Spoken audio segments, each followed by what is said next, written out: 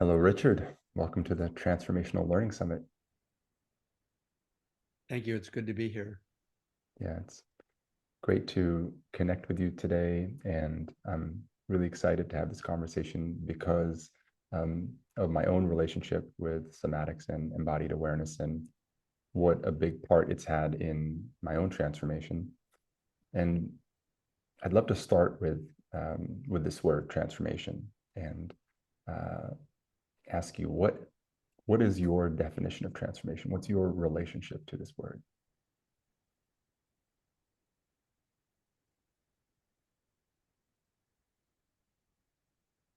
I say that transformation is the capacity to take actions that were previously unavailable to us.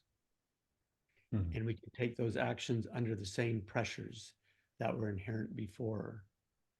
And by actions, I don't mean like we're just moving around. It could be sitting still. It could be being able to um, generate a different kind of mood that I'm historically or habituated to being in. It could be that I'm able to make grounded, um, uh, meaningful assessments where people might need that, and so forth. That you can not just know something, but you're actually a different actor in the world. And that's not a self assessment, but the outside observer can say, oh, he is being different Mhm. for a number of reasons. I'd also add on to that that in terms of capacity to take action is that the what more and more seems like the most powerful thing is that we become in contact with an inner longing or yearning. And I want to make that distinction between a uh, desire, like, oh, I want a candy bar, but something that's inside of us that is, I love in Farsi, the Persian Sufis call it farik, which means homesickness, Mhm. that we realize we're not fully embodied in ourselves, in who we are, in our authenticity. My interpretations there, that this notion of transformation at its depth really happens when we start to respond to that longing or respond to that yearning. And then we begin to engage with probably some competent teacher, guide, coach, therapist, and begin a set of practices that begin to reshape us so that it becomes a living thing and not just a concept. Mhm. Do you think that longing is is a universal condition, that that's something that is at the root of every human's experience? I do. I do think that. And that's fundamentally grounded in not just my own experience, but the thousands, tens of thousands, maybe even more of people that I've worked with. Mhm. And as we begin to drop in with each other and become more transparent with each other, that ultimately will come to something that is maybe ineffable to them, or that it is not yet fully articulated, but it is this longing for, all I can say is more, not Mhm. more in the capitalistic point of view, postmodern capitalism, not like a commodity, but um, I, I long for more contact, more love, more capacity to receive love, um, the capacity to really drop into what's true for me and authentically express that and so forth. Mhm. Um, answer is yes. It's almost the ineffability of it that makes it what it is. It's longing for something that isn't tangible, but yet feels so tangible in a different kind of way. You use the word transparency. And so one of my definitions of transformation is that is something that becomes available in a space where people become deeply present to themselves and each other. And I almost, when you use that word transparency, it made me think of that, of that quality of becoming deeply present, so that the nature of yourself, another person, situation becomes a little more transparent. Yeah. This notion of uh, that kind of optic of self inquiry and world inquiry, um, to me, it really is that place in which one begins to find themselves, going, oh, here is this narrative, here's this contraction in my tissues, here's this ongoing automatic image that I have that Mm. keeps me from this, what we just called this yearning or this longing. Mm. It comes in front of it. For example, I was raised as a young man that to be afraid and to say that you're afraid or being seen as being afraid was tantamount as having a life-threatening disease or virus. And if other young men around me saw that, they wouldn't want to be there. So in order to get the kind of contact and connection, belonging, which I think is all inherent in us, there was a learning to go, how do I keep that aside? How do I not show that? And that becomes, what I've seen, becomes pervasive. So it's not just in certain domains, it becomes something that covers everything.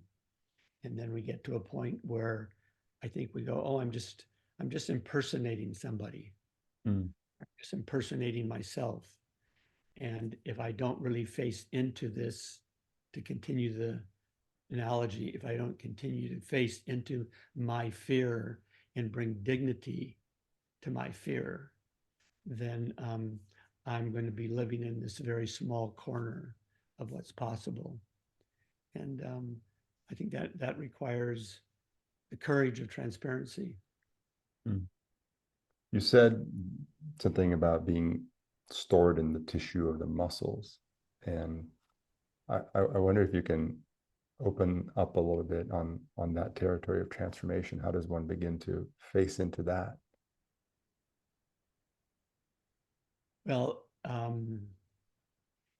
it's in some way, from my point of view, it's extraordinarily simple. And on the other hand, it's extraordinarily complex. Mhm.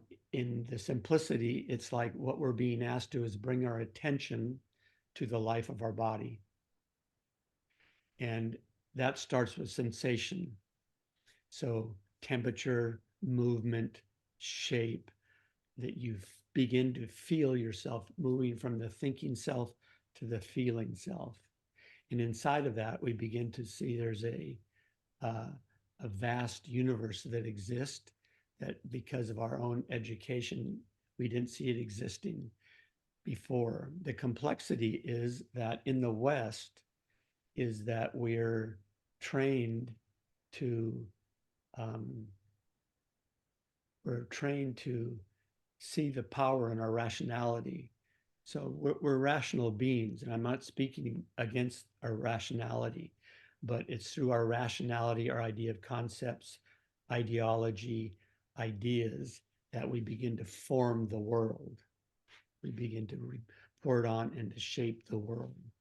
And what that leaves out is what's actually happening in the big pumps of the heart and the lungs, what's happening at the belly center for ourselves, and that we can, by coming into the life of our body in this way, we begin to uh, see where we're held, where, you know, it's called armoring.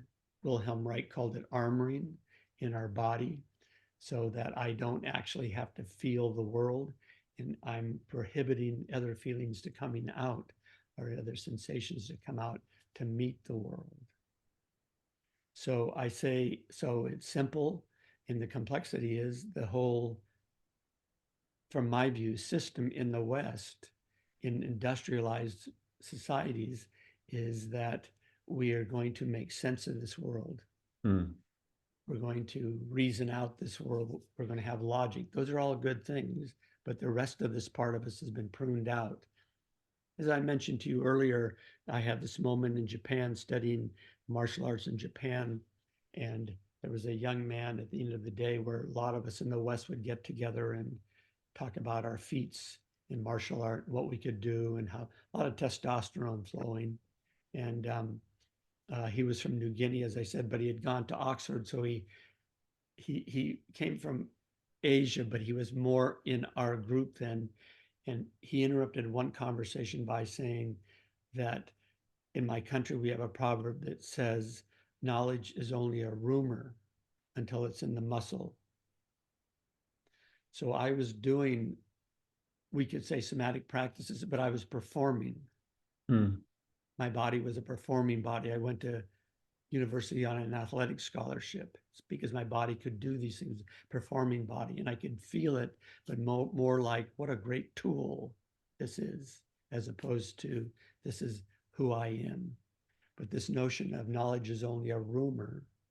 True knowledge, truth, wisdom, compassion, right action, skillful action, is really diluted if unless we really feel it inside of our livingness, our connective tissue, our muscles, our organ correspondence. Mm-hmm. That's a, I feel like there's this enormous territory between these two spaces that you just talked about, the space of my body as a performance instrument and my body is who I am as this node of receptivity at the core of my human experience in some way. And what's, I'd love to invite your reflections on how that territory can be traversed, on how one begins to recognize that there is a territory there.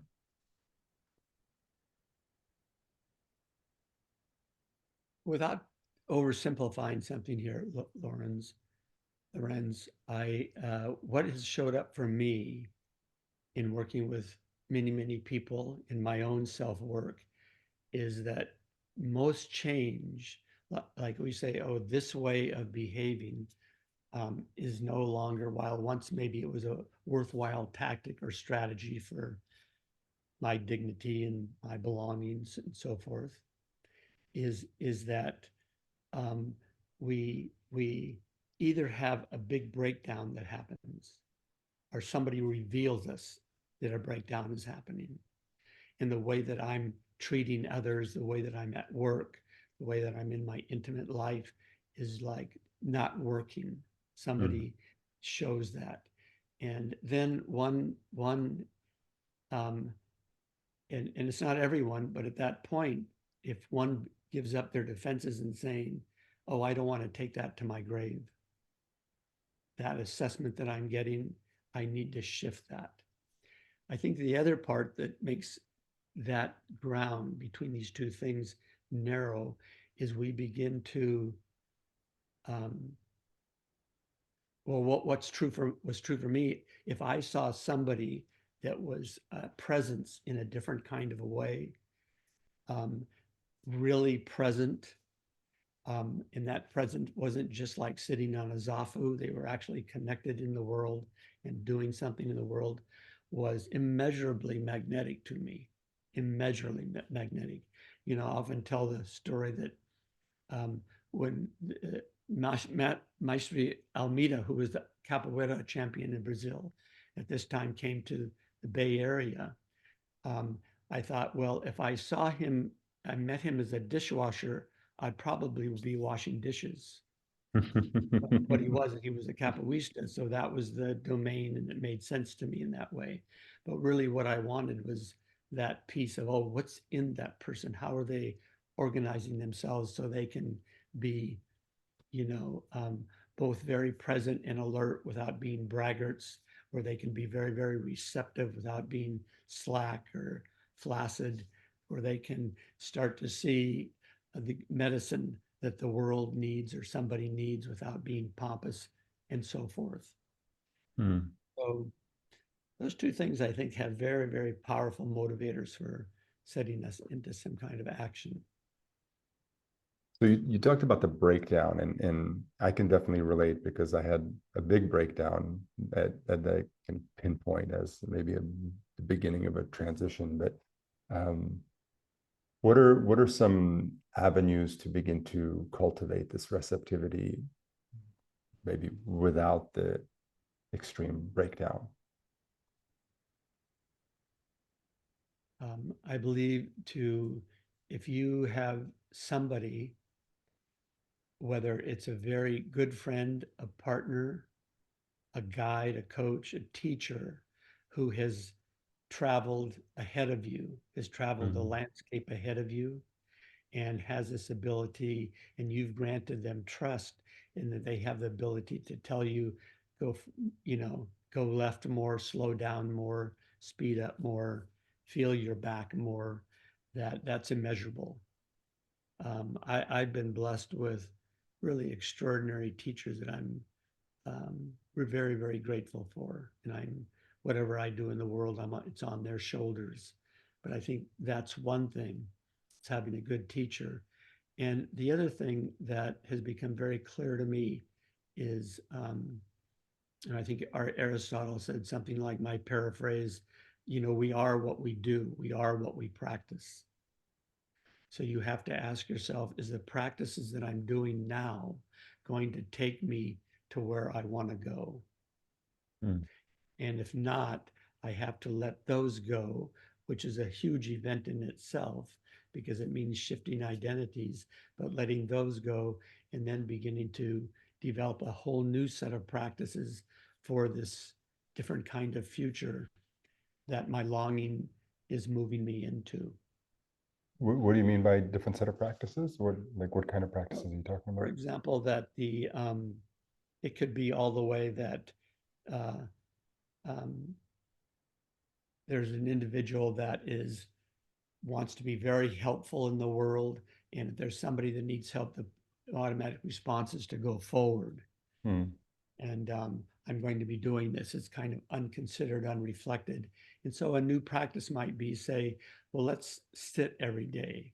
Let's do a sitting slash meditation slash mindfulness practice every day where you're not planning anything, but you're just sitting and being, developing your attention and the capacity of you as an observer. That would be a new kind of practice. Mm. Often uh, one of the practices that we use in our trainings, we have a staff, in Japanese it's called a jo. But basically, people might think of it like a broomstick, but it's made of hardwood. And there's a set of moves that you learn in that, and we don't teach that necessarily as a martial discourse, but we teach it as a way to increase your somatic awareness, how you are in your body or what's Mm. keeping you from being in your body. And also, there's moves you might make that are very powerful. You might make a very powerful move. So you're building a new practice to go, I will speak a more powerful declaration about the world Mm. or make a more powerful request in the world. And then also learn moves where I'm kind of receptive and moving back.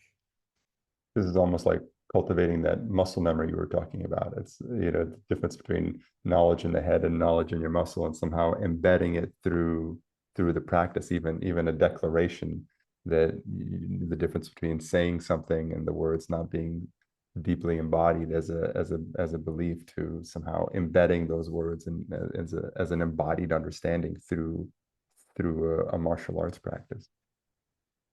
And I would add on to what you said, that the first thing you said about a muscle memory, and really, I think the importance of making a distinction between a muscle memory and an embodiment, which Mm. you also mentioned. And most research shows that if we do 300 repetitions of something, that it becomes muscle memory. That we go, oh, put on the brake now.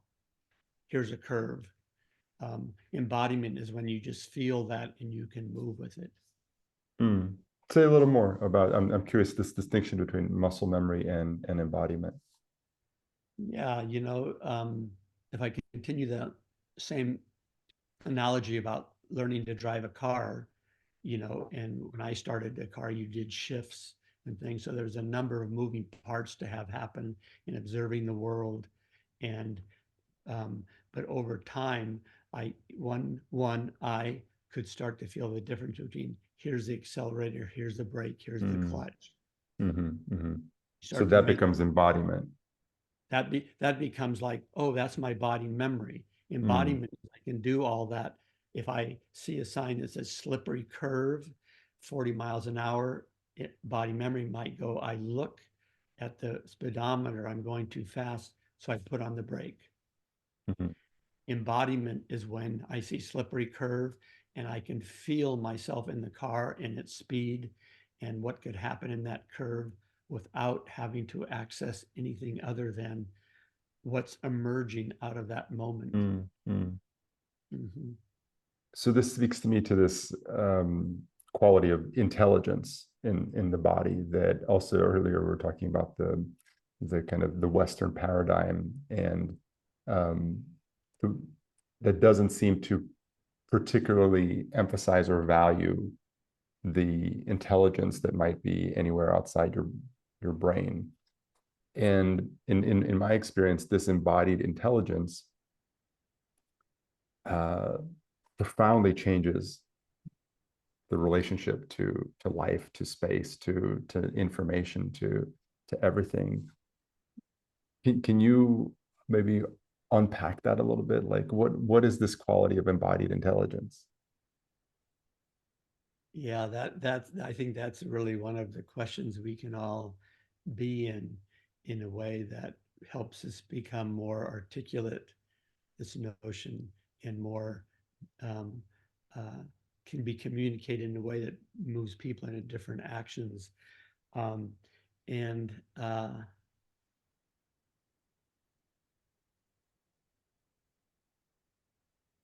I would say that for me, and I don't necessarily want to universalize this, but when there is that state of a, let's call it a centered presence, is that I can see that person is at ease with themselves, that they're not fighting gravity. In other words, their shoulders aren't up. They're not taking small breaths. I can, they're not in their legs or pelvis, but they're really at ease and being in their own shape of livingness, in their own soma, in their own body. And that ease isn't like I'm collapsing or I'm uh, just, uh, I don't have anything firm about an ethic or a moral that I'm standing on at the same time that I can do well in the world or do good in the world. Or somebody may say, um, you know what, this person, really what I like about them was their mood, how they actually were.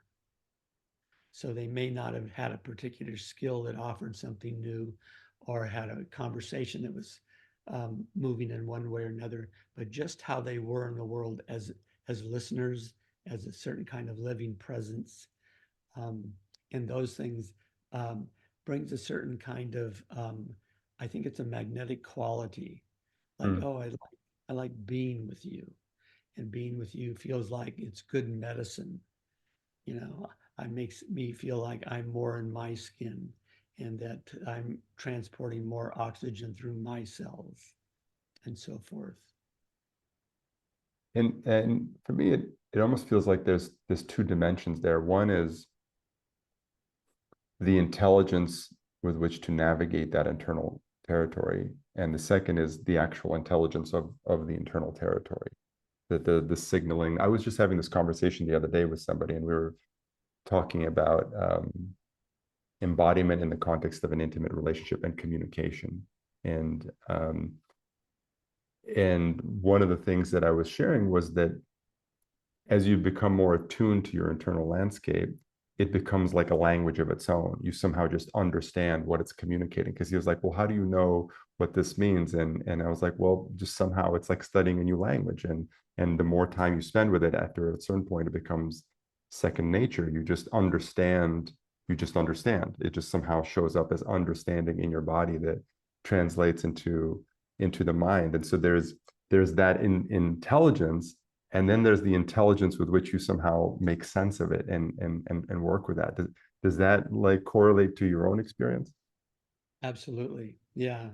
That's a moving articulation of it. Really, I think it becomes, we see there's something enacting in us. Mm, Like, I would make the claim that really at the fundamental level for all human beings is that we're monitoring for safety all the time.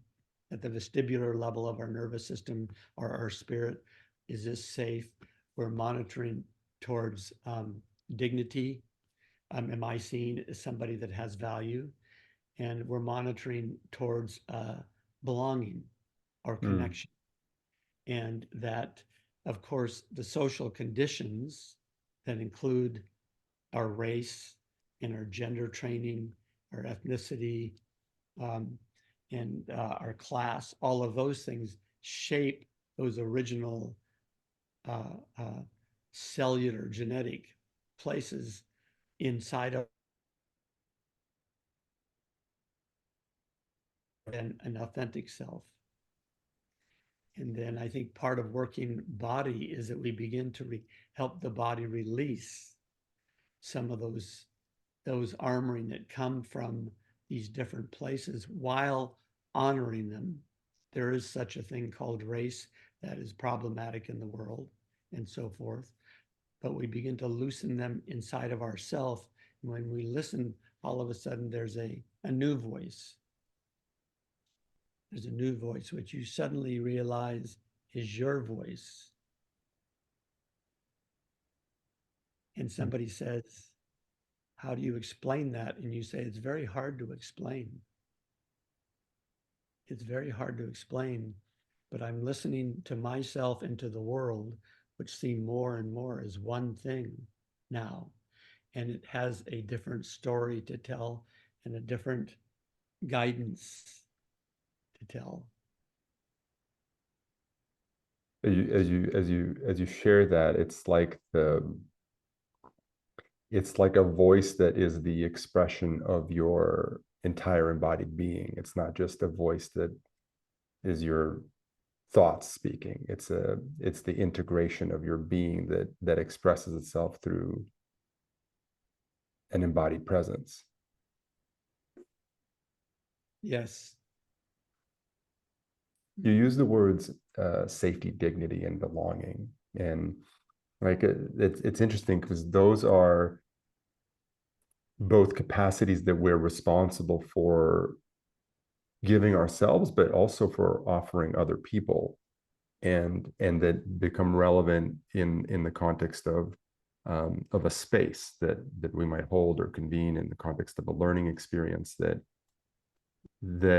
it's something that we can both that is always present for ourselves, my sense of safety. And as you mentioned, we're constantly scanning for this, safety, dignity, belonging. But then it's also something that obviously the other side of that in our scanning is that is something that is being or not being offered in some sense. And I'm curious about your reflections on designing a space, a social space, a group space that invites these qualities or an awareness of these qualities. Mm, yes. The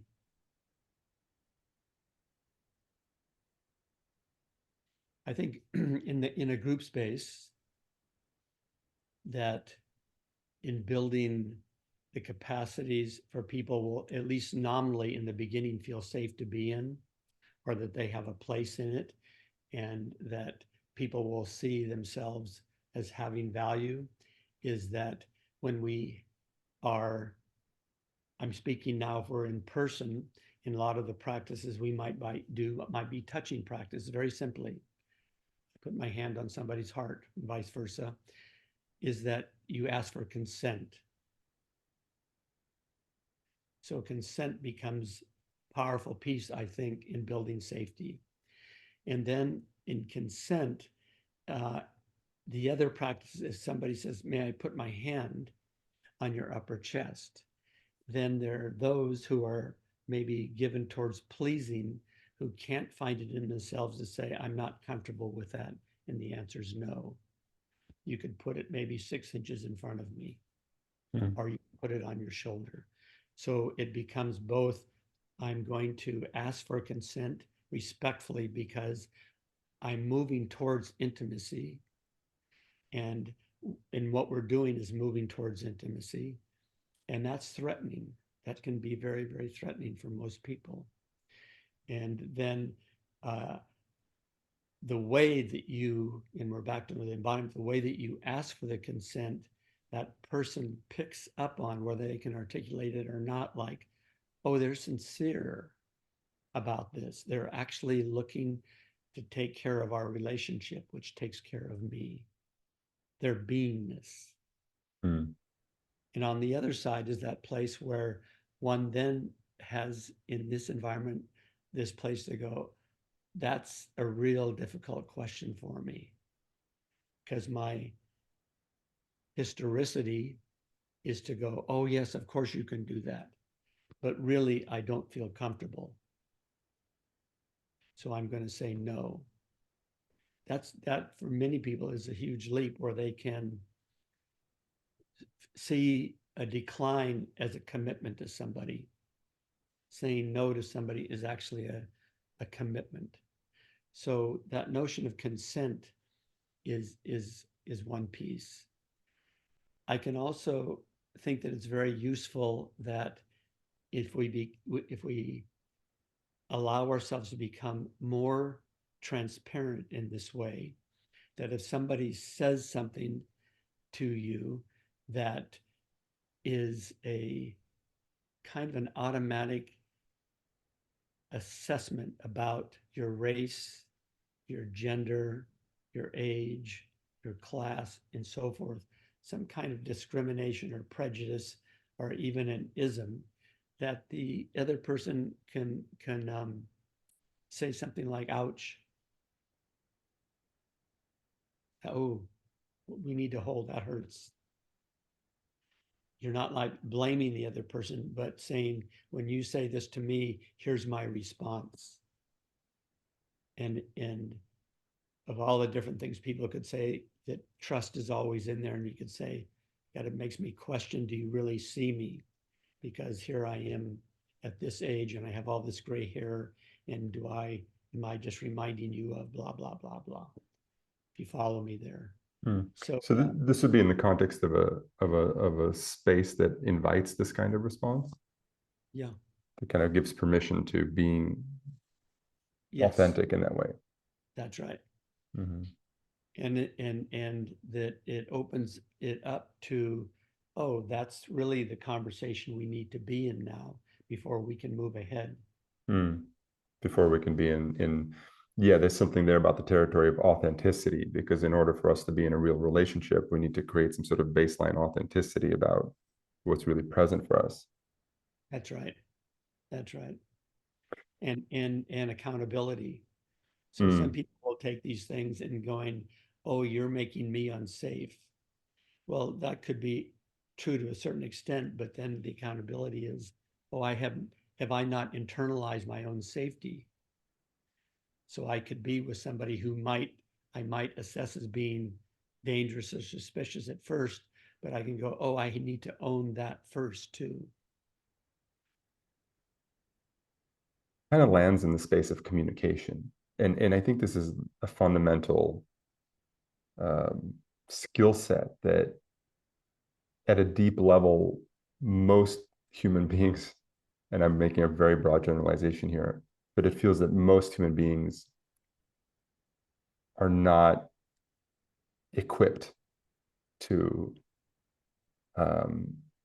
handle well, especially these kinds of conversations that we're talking about. It's just something that we're not somehow not taught. And then there's also a thread of connection to the embodiment piece, because a lot of these things, you know, if I'm feeling that something's inappropriate or doesn't quite sit well with me or whatever, I feel it in my body. It shows up as a contraction or something, or a discomfort, or I'm afraid to say something, but part of it is mental, but there's actually a big part of it that's in my body. And in my observation, and I don't like making generalizations, but it is what it is. In my observation, the vast majority of people simply don't know how to be authentic, and they don't know how to communicate about these extremely subtle nuances of human relationship, and that kind of collapses the possibility of being in real relationship. I think this whole notion of that there's a wisdom in our body and there's also a history, huh? Mm, I mean, in this shape, there's the accumulation of our past many years that we've been alive, and that those things that are in there have actually got us to this moment. mm, And then the person who responds to their own longing or yearning, well, they'll go, well, it's taken me here, but now it's actually causing some breakdowns. So somebody says to me, how are you? And I go, oh, I'm fine. Well, that doesn't say anything. And they say, what does fine mean? And you realize you haven't looked in there and to go, oh, what can I tell them that can bring us actually closer, even though that closeness has uncomfortableness in it? mm. So that I could say, actually, I feel anxious in speaking with you. I'm not blaming you for my anxiety, but that's how I am right now.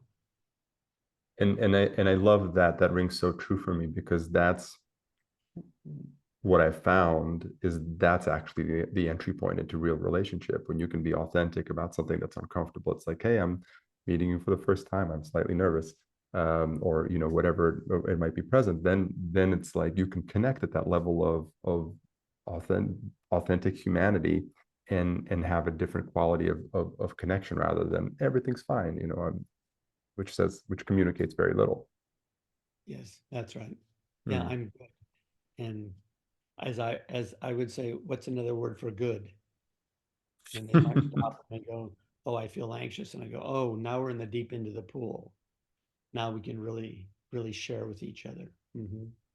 So I'm curious, how have you, if you have, approached um, some of this territory through your leadership development work? Well, I'll go back when I first started to do this work with organizations. So I would work with those leaders in organizations and also those leadership teams. And that I would build first a story of relevance about this work, which we call embodied leadership. And people were fine with all of that. And then I would say, so now what we're going to do is put all your stuff aside and let's all stand. Now, it was that moment where it was like really swimming upstream. And there was all a lot of side eyeing. We're going to stand. Why are we going to stand? And I would say, by standing, it gives us the opportunity to feel ourselves from the waist down more too. So, what we want to do is begin to feel the life that's in our body. Hmm. And I say, and we do that because I would make the claim that the self in my work in leadership, Lorenz, it really is about them, the them working with the self. In other words, everybody that I've worked with, from the military to government to NGOs to corporations, is the people more in leadership positions. There's a certain presence about them. Do they understand their field? They're competent in their field? Absolutely. They have commitment? Absolutely. But it's who they are that ultimately makes the difference. So I make the claim that your body and yourself are intimately linked together. So one of the ways that we can build a strong self, capital S, who both has a physical grounding in emotional availability and a spiritual and moral outlook on the life, is we can work through the body. That in fact, human beings have done this much more than sitting down in classrooms and reading books or hearing lectures or seeing what's on the screen. And at that point, and this was back in the mid 80s, people would just look at me like I was crazy. Mm. Like, what does my body have to do with it?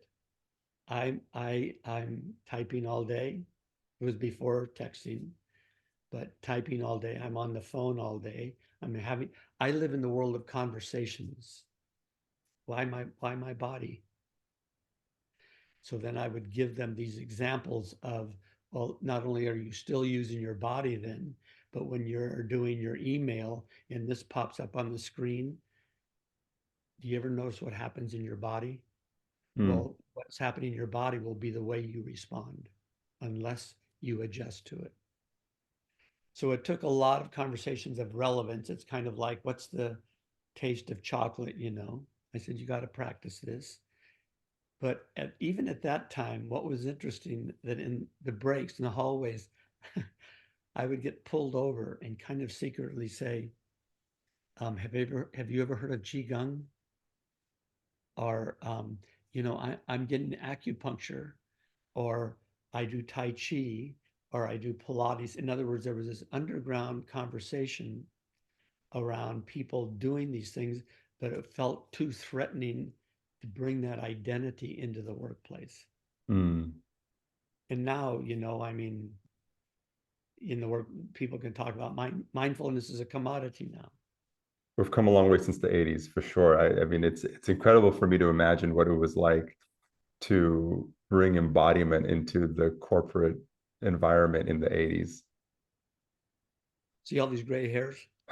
Right, right. But I love how this point about relevance, because that I mean, it's so relevant. And I think in everything in the world, whether you're trying to sell a product or you're doing marketing or embodiment, it's ultimately how is this relevant to the person in their life, the way they live it, the way they think about it, the way they relate to it. And I feel like that really is an entry point, because embodiment fundamentally changes, like embodied awareness, when that begins to open up for you, fundamentally changes everything. It changes your entire relationship to yourself, to other people, to the act of living. It's profound.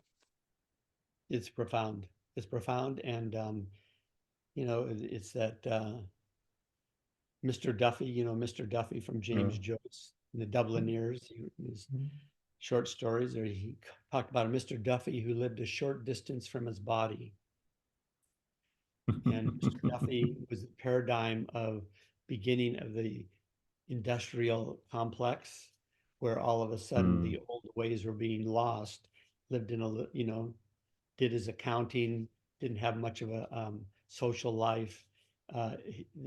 Life was compartmentalized in all these places, but he could run these numbers out of his mm. frontal cortex. But he had a very unfulfilling life. Mr. Duffy lived a short distance from his body.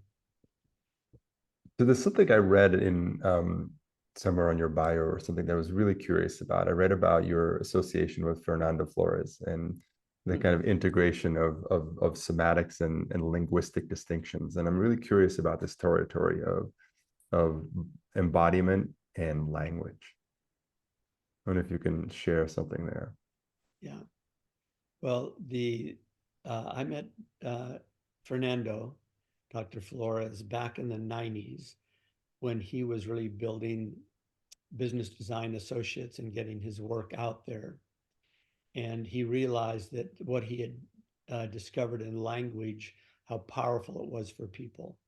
And he could listen to people speaking and know so much about them. But he also knew that in order for somebody to learn that embodiment, they had to be in their bodies. He wasn't competent at that. He didn't want to learn to be competent. So I think he interviewed a number of people, interviewed me, and really for that decade, he and I worked pretty closely together. Hmm. And one of the things that I could, well, there's a number of, I never studied with Fernando Flores, but I was close to him and really saw his work, had a strong influence on me. And one of them was that we don't have language, we are language. Mm. We are language. And if you become that kind of observer, the way somebody tells a story, which means you're not only listening to content, you're seeing how it's coming out of their body. Um, uh, you're able to see so much more about them and much more in depth and be able to build that level of intimacy that can help somebody transform. And I would say the same thing about the body. People say, we might say, I don't have a body, I am a body. Now, so let me just leave it there. I am a body, so that one begins to own and have the agency of, this is the shape of my livingness. I mean, most people, if I say work on the body, they think of the swimsuit edition of Sports Illustrated. They think Mm. of the man on the cover of Man's Health. So it's really, like you say, building that relevance of something different. But the other piece of it would be that in speaking, for example, we teach people how to make a declaration about their life. I'm a commitment to, I'm a commitment to writing a book and having it finished by December 31st of 2024. And then you watch their bodies and you can see some bodies go like this. Or they're making a declaration, bodies go, Mm. nope, I'm not going to do it. Or somebody's looking at the ground. And how do we put that that language and that shape of that livingness as one piece? So is shifting that about becoming aware of it? You're like, you notice that as you talk about this big commitment that you say is really important to you, your whole body is kind of like, and then you become aware of that and work at the level of your body to transform your relationship to a desirable outcome or to some action that was previously not available to you. That's right. Hmm. I would also add in, that my experience has revealed to me is that if somebody doesn't have a practice where they're training their attention observing, it's very hard for them to observe themselves. Mhm. So something would happen and all of a sudden they're defensive about it and they're justified in their defensiveness and they're fighting for it. And what they don't notice is that when that happens, they cut their breath in half. They squeeze Mm. their sphincter muscles. They make fists or they tense their body like they're actually in a fight. And most people don't have that observer. So, yes, it is to become more aware, but it goes back to what are the practices you need to do to increase that awareness. And then from there, we don't want to fall into just having awareness badges. Oh, right, I do this because my father did this to me. Oh, right, when that happens, my shoulders go up. Right. That what I call this kind of array of awareness badges. And the next step would be the the notion of, and I'm a commitment to this future. So when that happens, I'm going to drop my shoulders. Mhm. I'm going to come back to center and speak from there, for example, Mm. Coming back to the practice over and over and over again with awareness. over and over and over again. That's right. Mm. I, I'm, in this context of learning, I feel like so much of this way of being is embedded in us at such an early age from the way that we learn because it's so content driven. It's just about information um, and it's not even about um, relating to that information in across a variety of different modes. It's just in your head. It's not like how does this information feel in your body or in your emotional space.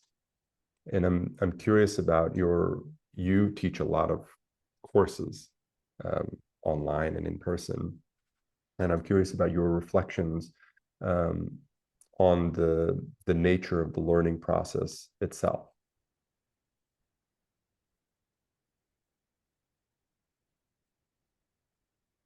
Can you give me a little tip in there when you say the nature of the Well, like process? your students, like how they learn, because in in your content, right? I'm assuming you're teaching content, some kind of information, which happens to be embodied as well. But then there's also how, you could offer them a textbook amount of content on embodiment and all these things that we're talking about. But then there's this other dimension of how they learn and receive that information in a way that isn't just intellectual. And I'm curious about your experience in that territory.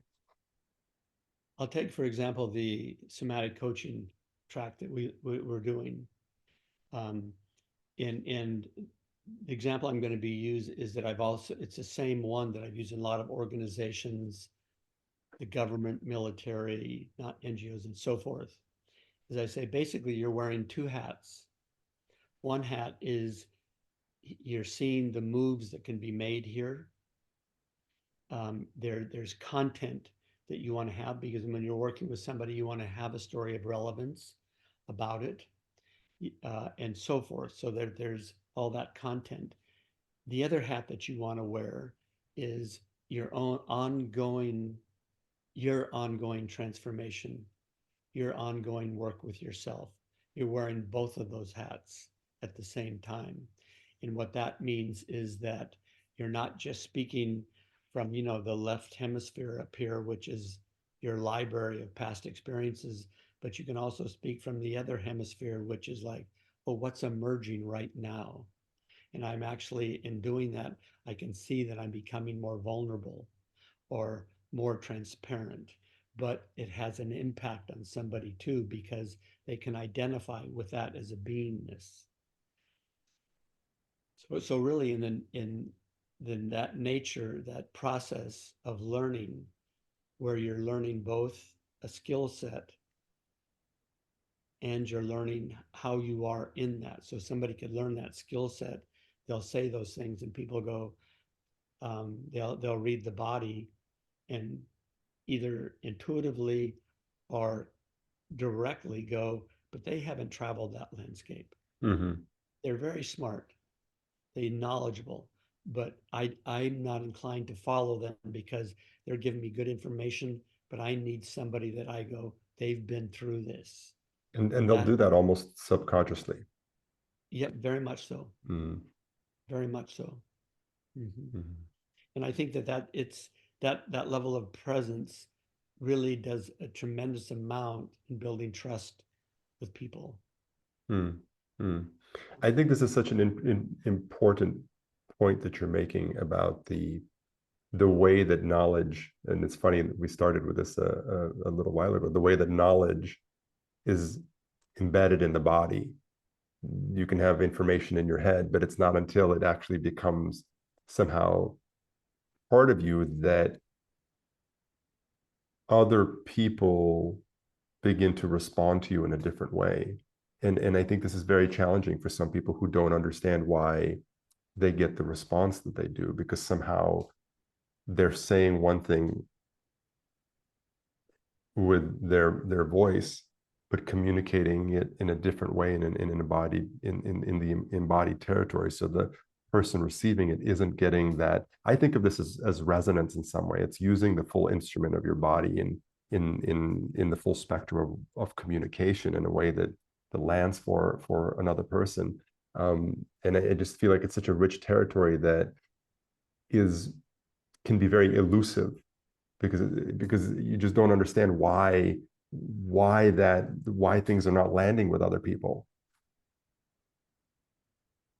So that's one of the reasons I believe it's important to have embodied practices, standing embodied practices that people are doing with each other, because the feedback is almost immediately. And then if you train these people how to make assessments, like they might say, "Oh, you show up like you're afraid." And Mm. they'd say, "Well, why is that? What's your grounding?" Because they said all these other things that make sense and are beautiful. But you could say, well, I noticed that when you speak in this way, your shoulders go up. Mm-hmm. And they may say, I don't, but I don't think I'm afraid. I don't feel afraid. But we know that one of the things that when there's threat, real or potential threat or perceived threat, what we want to do is protect our jugular vein. We go like, you look at all these people in combat zones, they're all running around like this. Mm. So it predisposes you to fear. I'm transporting less oxygen. I'm holding my shoulders up here. I'm trying to pull this out. Keep that safe. And all that will predispose me to fear.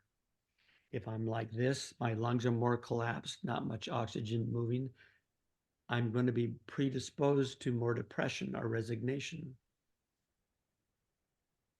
So how do I come back into harmony? Basically with gravity, Mm. right? Gravity. So once you give that assessment, then that person can then go, let me look. Oh, I know I can look someplace now. And they go, right, my shoulders do go up. Huh, that's curious. I never noticed that. What is that about? Or I do notice that I've been holding my breath. What's going on inside of me that has me do that? Trail always will lead back to safety, dignity, belonging, love, contact, and so forth. Yeah. It takes a lot And of compassion yeah, for yourself to do that, to really, yeah, because there's the mental narrative that you might have, but then there's the truth in your body, what your body's communicating, even that's against your will in some way. yeah. And what your body's doing, even if people are disembodied, they intuitively see that in you. Mm. Hmm. And going, why would I move with that leader? Because he, they move in a particular kind of way that it doesn't make me feel like we're going to get there or something. Mm. What's your reflection on doing this work online, on working with embodiment and somatic practices in the virtual territory? My fundamental reflection is this is very, very important for us in doing this kind of work. I think for those in the world that we really attend to um, how much is this technology getting ahead of us? So during the pandemic, when we started to do much more stuff online, and then later um, there were people that I was doing something live with someplace around the world, and they'd say, "Oh, I studied with you." It was really rich. And I was like, wow, that's incredible because, we couldn't really touch and feel each other that way. I don't believe mood can get translated through electricity well. It's Mm. hard to read somebody's mood, somebody's way of being through electricity. And people found value in it. And it's in that way that I feel like myself and many others are really trying to watch for um, that. Okay, here's a good introduction. We've seen this, trust is being built.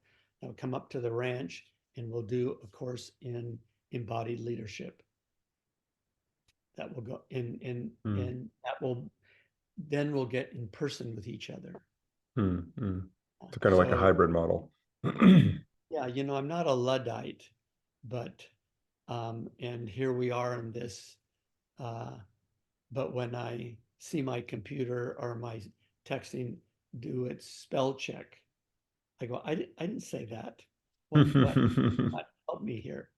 And I think it's just with AI too moving so fast that while can people do surgery over distance with that help, that's great. But in terms of transformation, I think we're on shaky ground and we have Mm. to be really attentive to it. For you personally, as a person that I imagine is very attuned to the physical presence of other people, do you find a big difference in the information that's available to you when you're connecting with a person online versus in person? When I'm with somebody in person, their layers of being are much more present for me. Mm. For sure. For sure. Can you say a little more about the layers of being? I'm like I said previously, it's much I don't want to universalize this for everyone, but Mm. it's much easier for me to feel their way of being, their mood, how they see the world in Mm. larger horizons of time, through their body, through their voice, um, through their mannerisms, through all of those things, distinct from um, when I see somebody, even like in this little box that we're in here, it just feels it has less dimension to it. Mm-hmm. Can I get a feeling for you? Yes. Can I get a feeling for how you're asking these questions? Yes. We get a feeling for each other. Previously, we talked about our histories, aspects of our histories, and going, oh, that's part of our conversation now. But there's some level of depth that gets left out Mm. that I'm questioning. Mm. Questioning. Mm-hmm. You know, uh, there was a guy, Albert Mehrabian, way back in the 70s, wrote a book called Silent Messages. He's a professor emeritus at UCLA, and he was looking at what makes people, we can say this, credible. Why would I believe them? Why would I trust them? Longitudinal study, various cultures, genders, class, race, and so forth. And what always came up was that people listen 7% content and 93% presence. Mm. Tone of voice, rhythm of voice, posture, how they held themselves, how they gestured, how they made space, how they entered in, and so forth. 93% would go, I'll take the next step forward towards you. And it's funny because we're almost never taught that 93%. That's something we have to really discover on our own. It is such a problem. And I'm curious, you know, I would imagine the answer is yes, but this can be taught. Absolutely. Mm-hmm. Absolutely. It's not rocket science. It's coming back into your own skin. You're in this field of gravity. You're on two legs. You can have intent. You can have images and stories and narratives about a future. You can see how your history hits you. I mean, it's all right here. And you know what we do is we warehouse our children. We've been warehoused. Sit down in a chair. I Mm-hmm. mean, in America now, there's only 2 or 3 states that mandate physical education. Mm-hmm. But this is my life's work, you know. I mean, my joke is Descartes gave me a job, you know. I think therefore I am. Mm. Yeah.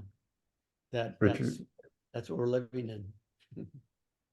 Richard, thank you so much for making time to share your life's work and your wisdom.